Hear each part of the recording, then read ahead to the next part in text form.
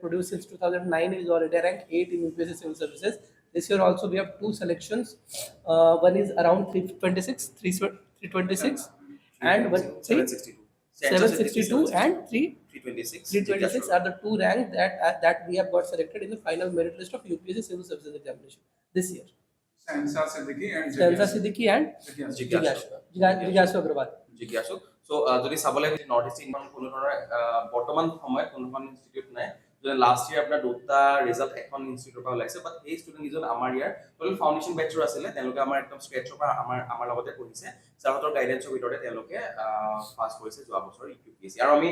বহুত আশাপূৰ্ণ যে আমাৰ অলৰেডি ইউপিএসসি বেচৰ যোনখিনি ষ্টুডেণ্টছ আছে তেওঁলোকেও যথেষ্ট ৰাতি দিন এক কৰি তেওঁলোকে পঢ়ি আছে আগন্তুক সময়ত বা আগন্তুক আপোনাৰ বছৰ তেওঁলোকেও যে ৰিজাল্ট আনিব আমি বহুত ষ্টুডেণ্টছ থাকে তেওঁলোকৰ সেইকাৰণে পাৰ্চনেল গাইডেন্সটো তেওঁলোকে প্ৰভাইড কৰা তেওঁলোকে বা তেওঁলোকে ইমানখিনি নাপায় বাট আপোনাৰ এপিএসসি বা ইউপিএসসি বা সিভিল সাৰ্ভিসেছৰ কথা যেতিয়া আহে personal guidance is very important guidance is very important কাৰণ প্ৰত্যেকজন ষ্টুডেণ্টে যথেষ্টখিনি তেওঁলোকৰ সময় তেওঁলোকৰ ধন বুলি ক'ব পাৰি তেওঁলোকৰ যথেষ্টখিনি তেওঁলোকে ইনভেষ্ট কৰে আৰু তেওঁলোকে ৰাতি দিন এক কৰি মেলি তেওঁলোকে এই ড্ৰিম জবটোৰ কাৰণে তেওঁলোকে পঢ়ে সো আমাৰ ইয়াৰ কাৰণে ছাৰে যেনেকৈ অলৰেডি এক্সপ্লেইন কৰিলে যে আমি সৰু সৰু বেচেছখিনি যেনেকৈ স্মল বেচেছখিনি লওঁ সো আমাৰ এইটো ফাৰ্ষ্টৰ পৰাই এটা আমাৰ যথেষ্ট আমি ষ্ট্ৰিক্টলি এটা বস্তু ফ'ল' কৰোঁ যে ষ্টুডেণ্টৰ ইনকুৱাৰী বা ষ্টুডেণ্টৰ এডমিশ্যনৰ কাৰণে ইনকুৱাৰী আমাৰ যিমানেই নাহক আমি এটা বেচ আমি সদায় 120জন ষ্টুডেণ্টলৈকে আমি লিমিটেড ৰাখোঁ য'ত আমি 60জন অফলাইন আৰু 60জন অনলাইনৰ কাৰণে এতিয়া তেওঁলোকৰ নামটো লৈ মেলি তেওঁলোকে মাতি মেলি তুমি এইটো কেলৈ পঢ়া নাই কেলৈ দেৰি হৈছে আজি সেইখিনি বস্তু চ' সেইখিনি বেটোৰ ক্ষেত্ৰত আমাৰ কিমানখিনি মাইনৰিটিলৈকে আমাৰ সেইখিনি বস্তু চোৱা যায় যাতে ষ্টুডেণ্টে খুব কম সময়ত যাতে তেওঁলোকে পাৰ্চনেল গাইডেন্সৰ থ্ৰুদি যাতে তেওঁলোকে ক্লিয়াৰ কৰিব পাৰে এক্সামটো হয় আমাৰ টোটেল ষ্টুডেণ্টছ 189 আছিলে আমাৰ ষ্টুডেণ্টছ তাৰপৰা যিহেতু মই অলৰেডি উল্লেখ কৰিছোঁ যে আমাৰ ফাৰ্ষ্ট বেচ আছিলে তাৰ ভিতৰত আপোনাৰ 78 জনে আপোনাৰ মেইনছ ক্লিয়াৰ কৰিলে আৰু যোনটো 3 নম্বৰ পৰ্যায়ত বা ফাইনেল লিষ্টত টোটেল 40 জনে নিজৰ নাম বিচাৰি পাবলৈ সক্ষম হৈছে and also it's counting this area মানে এডমিশনৰ ক্ষেত্ৰত দেখা যায় ইনষ্টিটিউট ইউএস কেটেগৰী ষ্টুডেণ্টৰ মানে কিবা বিশেষ ৰিলেক্সেশ্যন হয় এক্স্যাক্টলি আমাৰ একচুৱেলি প্ৰথম কথা কি হয় যে আমি ৰিলেটিভলি আমি ফিজ আমাৰ বহুত কম ৰাখিছোঁ আমি হা কাৰণ কি হয় যে এনেকুৱা ধৰণৰ সপোন অকল ধনী মানুহখিনিয়ে দেখাটো উপযুক্ত হয় বুলিব নাভাবোঁ এই সপোনখিনি এজন এপিএসসি বিষয়া হোৱা বা এজন এপিএসসি বিষয়া হোৱা এজন ৰিক্সা চালকৰ পুতেক বা এজন ঘুমটি দোকান থকা পুতেক বা এজন বহুত তাতকৈও মেবি চাগে অলপমান দৰিদ্ৰ সীমাৰেখাৰ তলত থকা মানুহেও দেখে এনেকুৱা সপোন চ' তেওঁলোকৰ কাৰণে যাতে সুবিধাজনক হয় আমি মেইনলি যোনটো ফি ষ্ট্ৰাকচাৰ বাকী ইনষ্টিটিউটবিলাকৰ তাতকৈ আমি সকলোতকৈ আমি 10-15,000 টকা আমি কমেই ৰাখিছোঁ প্ৰথম কথা আৰু যোনখিনি আপোনাৰ বিপিএল হয় বা যোনখিনি ইডব্লিউএছ কেণ্ডিডেটছ হয় তেওঁলোকৰ কাৰণে আমি 10-15% আমি হ্ৰাস কৰি দিওঁ তাৰ পৰাও আৰু তাৰ উপৰি তেওঁলোকে এবাৰত তেওঁলোকে দিব লগা তেওঁলোকে নহয় আমি 9 মাহলৈকে আমি 6 মাহ বা 9 মাহলৈকে আমি ইনষ্টলমেণ্ট ফেচিলিটি তেওঁলোকে মাহে মাহে দি যাব পাৰে তেওঁলোকে কাৰণ আমি প্ৰথমতে এইটো কওঁ যে আপোনালোকে প্ৰথম পঢ়ক পইচা পিছত পাতিম কাৰণ এবাৰ ৰিজাল্টটো যদি ওলাই যায় সেই ৰিজাল্টটোতকৈ আমাক ডাঙৰ ফিজ নালাগে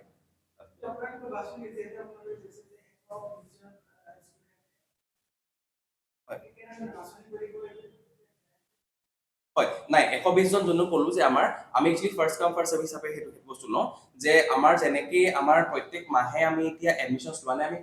আমি এভৰি অল্টাৰনেট মান্থত আমি এডমিশ্যনছ আৰু বেচেছ ষ্টাৰ্ট কৰিছোঁ আমি বৰ্তমান চ' যেনেকৈ 120 জনৰ কুৱেৰি হৈ যায় আৰু আমি দেখোঁ যে হয় তেওঁলোকক আপোনাৰ আইডাৰ গ্ৰেজুৱেট হয় আমি জাষ্ট এটা সেই ফিল্টাৰেশ্যনৰ ৰাখিছোঁ বাকী কোনো ফিল্টাৰেশ্যনৰ কাৰণে গ্ৰেজুৱেটিং বা গ্ৰেজুৱেট হয় তেওঁলোক যাতে আমি এপ্লিকেশ্যন কাৰণে ষ্টাৰ্ট কৰোঁ তেনেকৈ আমি 120 জন আমি চিলেক্ট কৰোঁ তাৰ পৰা আমি The best rank is in 2013 we have got already rank 8. This year also we have a rank around 320. অসমীয়া মাধ্যমত আমি যথেষ্ট সঁহাৰি পাইছোঁ মই আপোনাক জনাওঁ যে কাৰণ কথাটো কি হয় যে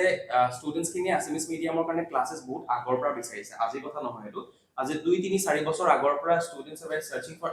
গুড এছএমইজ ইনষ্টিটিউশ্যনছ বাট এনেকুৱা হয় যে বহুতখিনি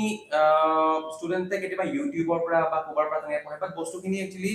হায়াৰকি নাথাকে একো ক'লে কনজিকিউটিভলি নাথাকে যে আজি যদি চাপ'জ এনচিয়েণ্ট হিষ্ট্ৰী পঢ়াই দিলে কাইলৈ আকৌ পলিটিকেল ষ্টাৰ্ট হৈছে নেক্সট ইয়াৰ জিঅ'গ্ৰাফিকেল ষ্টাৰ্ট হৈছে চ' সেই একচুৱেলি থ্ৰেডটো চিং খাই যায় সেইটো কাৰণে এখন নিৰ্ভৰযোগ্য ইনষ্টিটিউশ্যনৰ তেওঁলোকে যিহেতু সন্ধানত আছিলে ত' আমি সেইকাৰণে অসমীয়া মাধ্যমটো যেতিয়াৰ পৰা ষ্টাৰ্ট কৰিছোঁ ত' আমি তাত প্ৰপাৰ আমি ষ্ট্ৰেটেজি আৰু প্ৰপাৰ এটা আমি ৰোড মেপ তেওঁলোকক দেখাই দিছোঁ যে তেওঁলোকৰ ফাৰ্ষ্ট মান্থৰ পৰা তেওঁলোকৰ টোটেল 9 পৰা 12 মাহৰ তেওঁলোকৰ গোটেই কোৰ্চ ডিউৰেশ্যনটো হ'ব ফাৰ্ষ্টত তেওঁলোকৰ অলপমান গ্ৰেজুৱেলি যোৱা হ'ব তেওঁলোকে গ্ৰেজুৱেলি যাব তেওঁলোকে ফাৰ্ষ্ট অফ তেওঁলোকৰ বেচিকখিনি বা তেওঁলোকক লাহে লাহে ষ্টাৰ্ট কৰা হ'ব যেনেকৈ তেওঁলোকৰ 3-4 মাহ জবত মেইনছ আনচাৰ্টিং ষ্টাৰ্ট কৰা হ'ব মেইনছ আনচাৰ্টিং ষ্টাৰ্ট কৰাৰ পিছত তেওঁলোকৰ লাহে লাহে অলপমান আকৌ ডেইলি বেচিছত তেওঁলোকৰ মেইনছ ইভালুৱেশ্যন মেইনছ আনচাৰ্টিং বাঢ়িব তেনেকৈ আমি এটা ৰোড মেপ প্ৰপাৰলি তেওঁলোকক বনাই দিছোঁ অসমীয়া ষ্টুডেণ্ট যথেষ্টই আমালৈ কলছ আহিছে আমালৈ মেছেজ আহিছে তেওঁলোকক আমি এডমিশ্যনছ আমাৰ অলৰেডি চলি আছে আৰু আমাৰ নেক্সট বেটছটো একচুৱেলি আমাৰ 27 ডিচেম্বৰৰ পৰা ষ্টাৰ্ট হ'বলৈ গৈছে